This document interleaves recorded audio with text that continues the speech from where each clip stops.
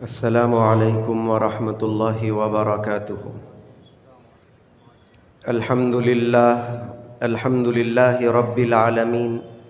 وصلی اللہ تعالی وبارک وسلم علی خیر خلقہ ونور عرشہ سیدنا ونبینا ومولانا محمد امام الاولین والآخرین، وعلی جمیع الانبیاء والمرسلین والخلفاء الراشدین، وعلى آلہ واصحابہ ومحبیہ اجمعین۔ اما بعد، فقد قال اللہ سبحانہ جل شأنہ وعم نوالہ اجلالا واکراما فی شأن عظمت نبینا۔ اعوذ باللہ من الشیطان الرجیم، بسم اللہ الرحمن الرحیم۔ ان اللہ وملائکتہ یصلون علی النبی یا ایہا الذین آمنوا صلوا علیہ وسلموا تسلیما۔ اللہم صل علی سیدنا محمد وعلی آلہ وصحبہ افضل صلواتک وعدد معلوماتک وبارک وسلم۔ شہ نشین پر تشریف فرما حضرت انیس ملت والد گرامی منزلت مد ذلہ ہر دل عزیز قائد محترم سید احمد پاشا قادری صاحب، وہ جمی رونق افروز بزرگان محترم و حضار گرامی، اللہ سبحانہ و تعالیٰ کا احسان عظیم ہے کہ اس نے ہمیں حضور اکرم نور مجسم رسول مکرم صلی اللہ علیہ وآلہ وصحبہ وسلم کی امت بابرکت میں پیدا فرمایا اور ہمیں اس پر فخر عظیم عنایت فرمایا۔ الحمد للہ علی احسانی۔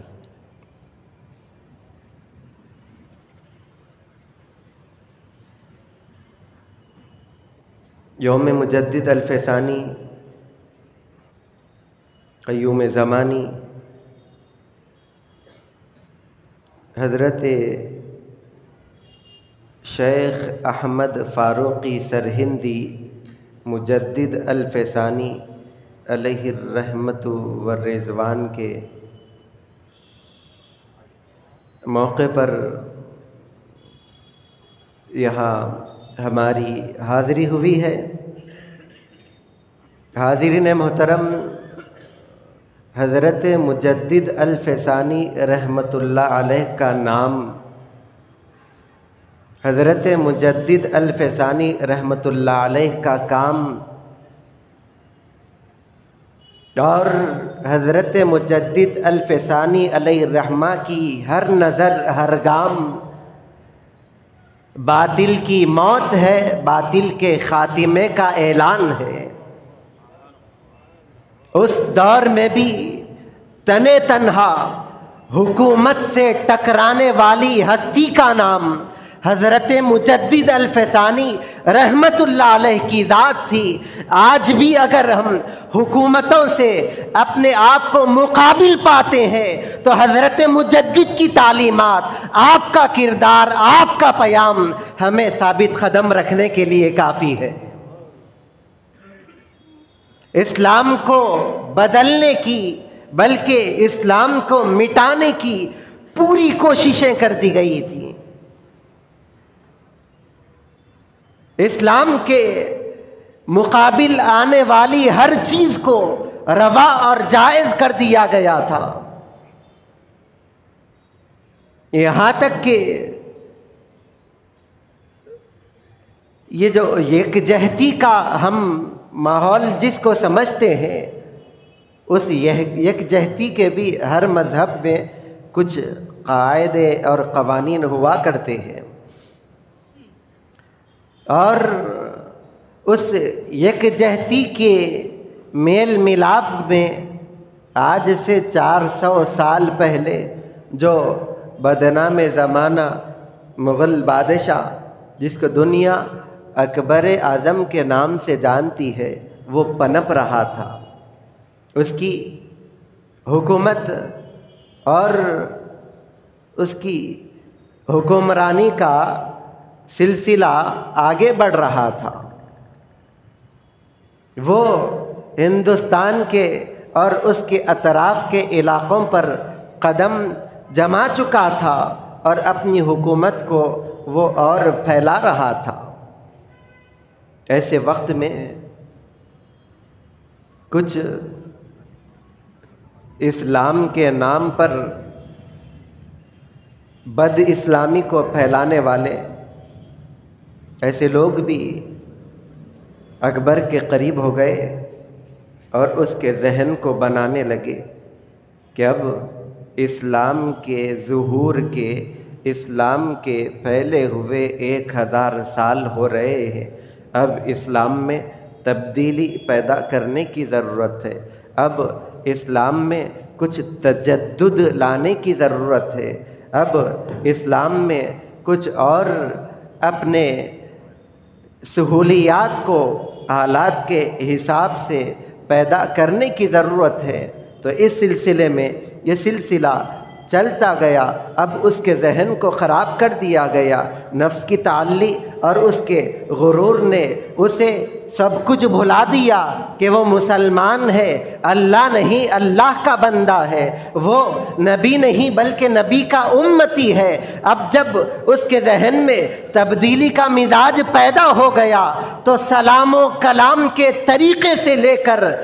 نمازوں کے طریقے کو تک بدل دیا گیا۔ وہ اکبر بادشاہ جس کے دربار میں نماز ہوا کرتی تھی، باجماعت صف بندی کے ساتھ نماز قائم ہوا کرتی تھی، اب اس ماحول کو بدل دیا گیا تو کیا ہوتا ہے، باجماعت نماز دربار سے ختم، اب خیال ہونے لگا کہ یہ لوگوں کا مجمع مساجد میں جمع ہونا ہماری حکومت کے لیے خطرہ ہو سکتا ہے، مساجد کو تالے ڈالے جانے لگے اور ایک جہتی کے نام پر مسلمانوں میں جو جانور حلال ہے ایسے جانور کو بھی ذبح کرنا حرام کر دیا، ممنوع کر دیا گیا کہ خبردار کوئی اس جانور کو نہ کاٹے، یہاں تک کہ اب اس پر وحی نازل ہونے لگی، اللہ کا کلام بھی اترنے لگا۔ وہ بھول گیا تھا کہ امام الانبیاء خاتم النبیین سید المرسلین صلی اللہ علیہ وسلم کے بعد اب کوئی کسی طرح کا کوئی نبی آنے والا نہیں، حضور خاتم النبیین ہے، حضور پر وحی کا سلسلہ ختم ہو چکا ہے۔ اب 1000 سال کے بعد اکبر پر وحی نازل ہونے لگی کہ خبردار کوئی جانور کو، ایسا جانور جس کو شریعت نے حلال کیا ہے، غیر مسلموں کے تعلقات اور ان کی ایک جہتی کے نام پر اس کے ذبح پر پابندی عائد کر دی جائے۔ اب یہ سلسلہ اب آگے بڑھا تو یہاں تک کہ مساجد پر بھی تالے ڈالے جانے لگے، نمازوں پر بھی پابندی عائد کی جانے لگی۔ حلال جانور کو کھانا جب روک دیا گیا تو پھر مسلمان کیا کھائے؟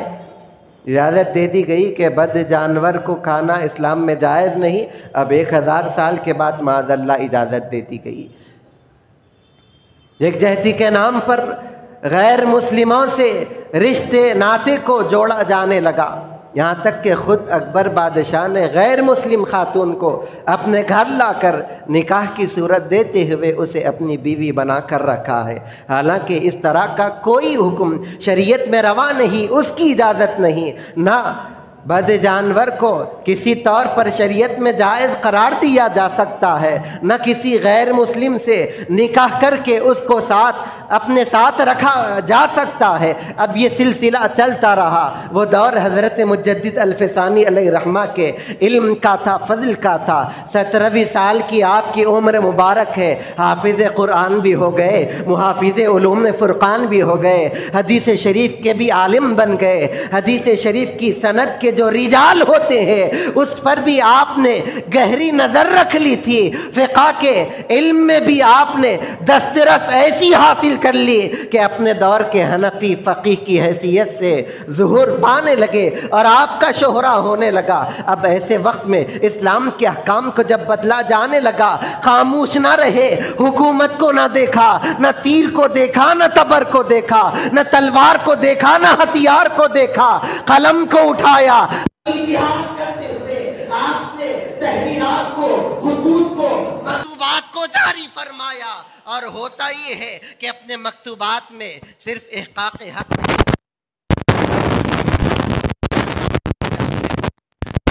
کرام کی خانقاہ نشین ہستیوں کی خدمت میں آپ نے خطوط جاری فرمائے، انہیں توجہ دلائی کہ خانقاہوں کا کام کونا نشینی نہیں، وقت اگر پڑتا ہے تو حق کے لیے اٹھ کھڑے ہونا، یہ بھی خانقاہی نظام ہے، یہ بھی خانقاہی مزاج ہے۔ خطوط جاری فرمائے سادات کرام کی خدمت میں اور انہیں توجہ دلائی کہ آپ کی جو حیثیت پاک نسب، پاکیزہ ذات ہونے کا جو وقار ہے، یہ وقار اسی وقت باقی رہ سکتا ہے جبکہ آپ کے نانا سید کائنات محمد الرسول اللہ صلی اللہ علیہ وسلم کے ناموس کی حفاظت کی جائے، آپ کے دین کی، آپ کی سنتوں کی، آپ کی شریعت کی حفاظت کی جائے۔ آپ خاموش نہ رہے، سید کائنات محمد الرسول اللہ صلی اللہ علیہ وسلم جو آپ کے نانا جان ہے، ان کے ناموس کی حفاظت کے لیے اٹھ کھڑے ہو جائیں۔ انہیں خانقاہ نشی بزرگوں کو، سادات کرام کو آپ نے حوصلے عطا فرمائے، علماء کرام کو توجہ دلائی، اپنے فرض منصبی کو انجام دینے کا حکم فرمایا، خاموش نہ رہے۔ یہ سلسلہ آگے بڑھتا رہا، دربار سے، تلوار سے، ہتھیار سے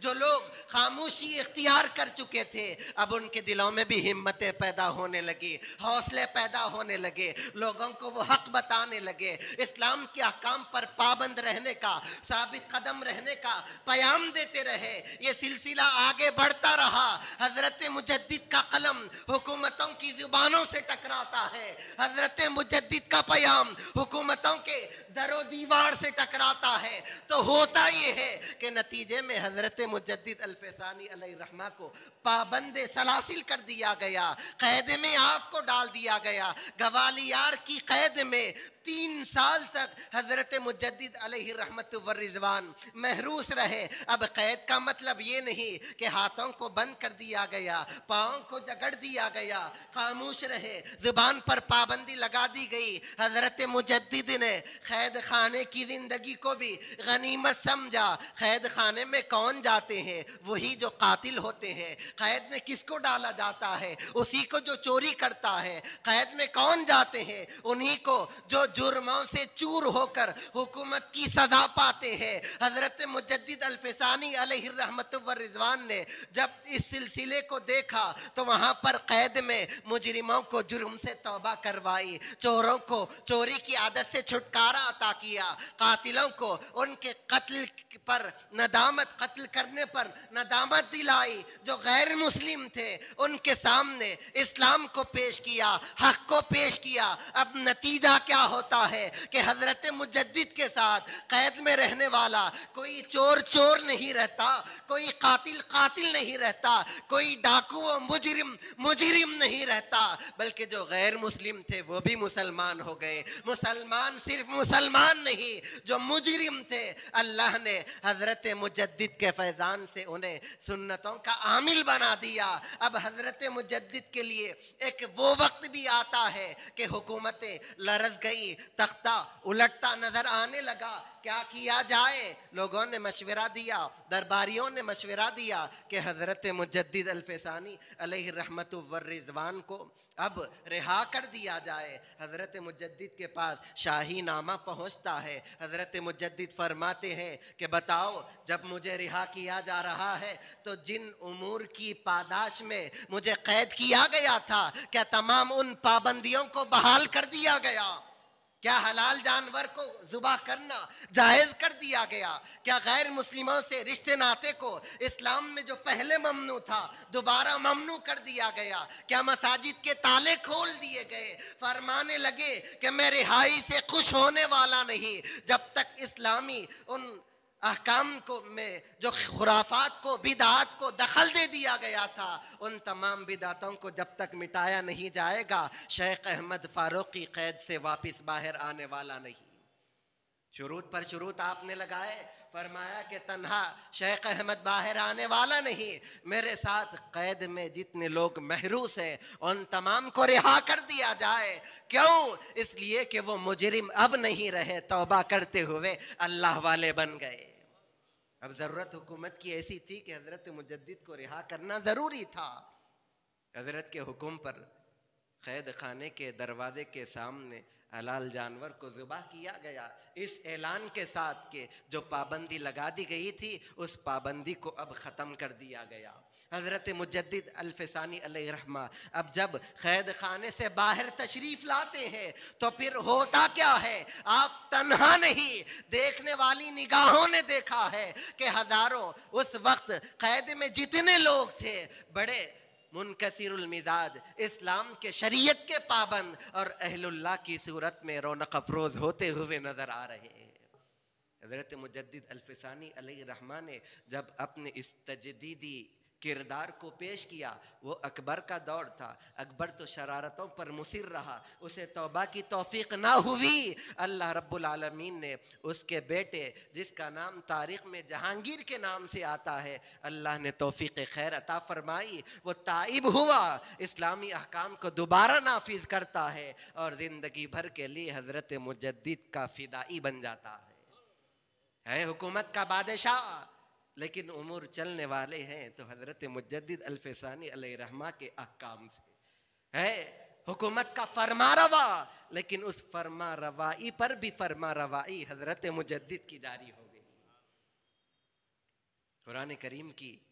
سورہ احزاب کی آیت مبارکہ کی ایک جھلک حضرت مجدد نے عطا فرما دی، وَيَخْشَوْنَهُ وَلَا يَخْشَوْنَ أَحَدًا إِلَّا اللَّهِ۔ اسلام کے مبلغین کا کیا کردار ہوتا ہے، اسلام کے پیام حق کو پہنچانے والوں کا کیا کردار ہوتا ہے۔ ارے باطل سے وہ ٹکراتے ہیں تو باطل باطل ہو کر گزر جاتا ہے، حق ثابت قدم رہ کر پہاڑ کی شکل میں ثابت موجود رہ جاتا ہے۔ حضرت مجدد الفسانی علیہ رحمت و رضوان کی زندگی اور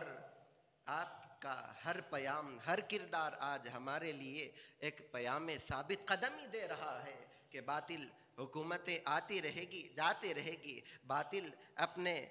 باطل عمل کو انجام دینے کی کوشش کرتے رہے گا، لیکن جو اللہ سبحانہ وتعالی اور اس کے حبیب صلی اللہ علیہ وسلم پر، ان کے احکام پر پابند رہتا ہے، انہی کی ذات پر یقین کرتا ہے، انہی کی ذات سے حول و قوت لیتا ہوا آگے بڑھتا ہے، اللہ سبحانہ وتعالی ہر میدان میں اسے کامیابی اور ترقی عطا فرماتا ہے۔ میں اپنی گفتگو کو ختم کرتے ہوئے دعا کرتا ہوں کہ پروردگار عالم تڑپنے پھڑکنے کی توفیق دے، دل مرتضیٰ سوز صدیق دے، قوت عشق سے ہر پست کو بالا کر دے، دہر میں اسم محمد سے اجالا کر دے، صلی اللہ علیہ وآلہ وصحبہ اجمعین، والحمد للہ رب العالمین۔